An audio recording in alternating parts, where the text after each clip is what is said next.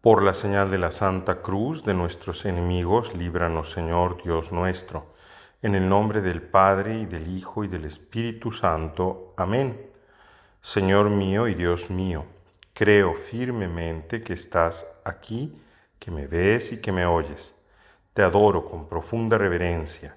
Te pido perdón de mis pecados y gracia para hacer con fruto este rato de oración. Madre mía Inmaculada, San José mi Padre y Señor, Ángel de mi guarda, intercedan por mí. Escuchamos el día de hoy un texto del Evangelio que es muy conocido de nosotros. Aquel texto donde Jesús narra la situación de aquel hombre que al llegar escoge el mejor puesto en un banquete y sin embargo cuando llega el dueño de la casa tiene que moverlo, ponerlo en un lugar más modesto porque ese lugar estaba destinado a alguien más importante que él que debe ocupar ese puesto.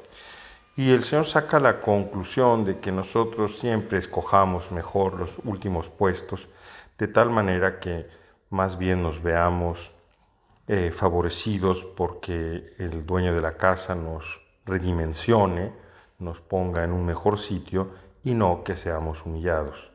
Porque dice el Señor, todo el que se ensalza será humillado y el que se humilla será ensalzado. Este texto está precedido también por el texto que escuchamos en la primera lectura del libro del Siráside, donde dice que el Dios es glorificado por los humildes. El tema entonces del día de hoy es exactamente esa humildad y esa generosidad que van de la mano. Y es que nosotros podemos tener dos actitudes ante la vida, ¿no?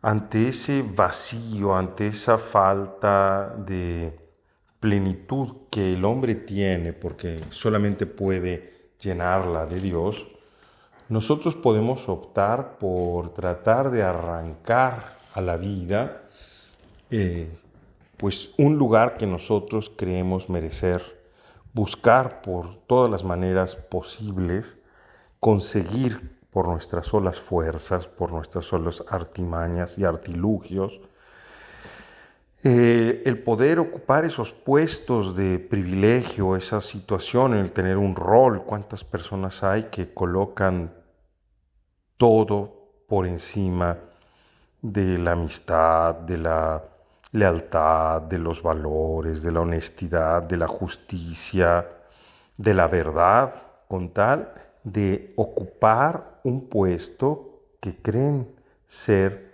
el que merecen?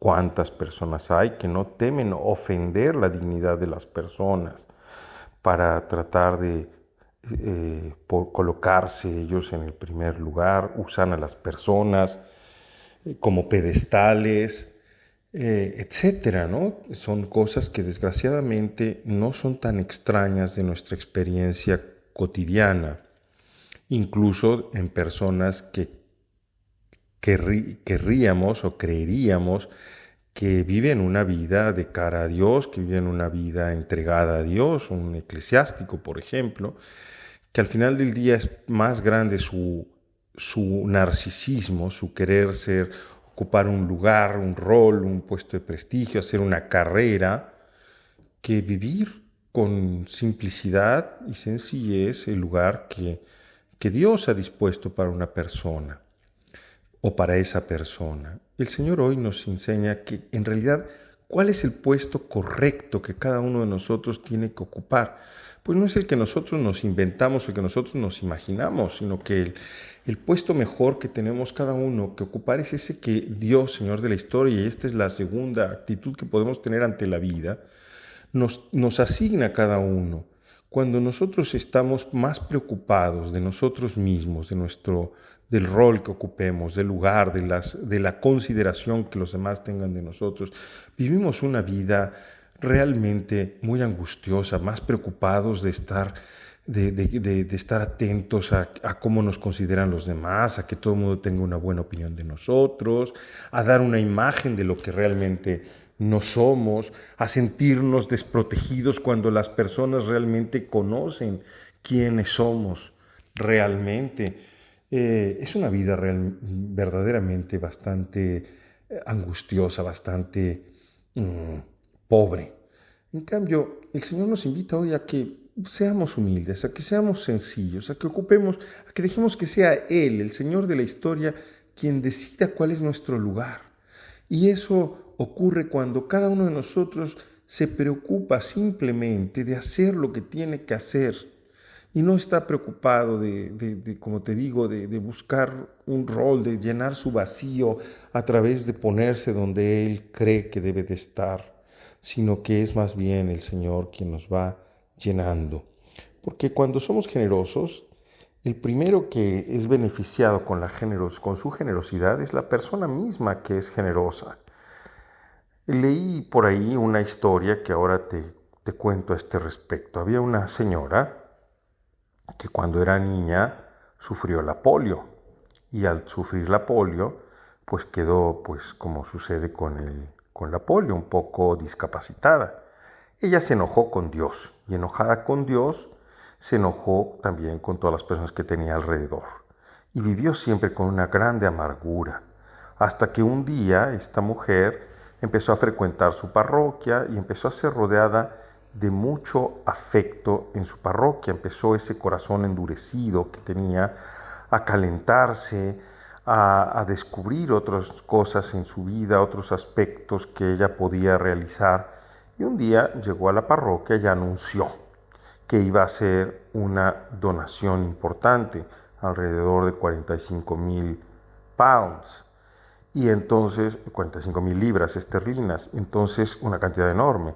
Su familia, los mismos parroquianos se sorprendieron, ¿por qué quieres donar esta cantidad tan grande? Y ella explicó, pues mira, yo estuve desde niña ahorrando y ahorrando y ahorrando para poder conseguir una van, una camioneta que me permitiera poder subir mi silla de ruedas o viajar cómodamente para una persona discapacitada.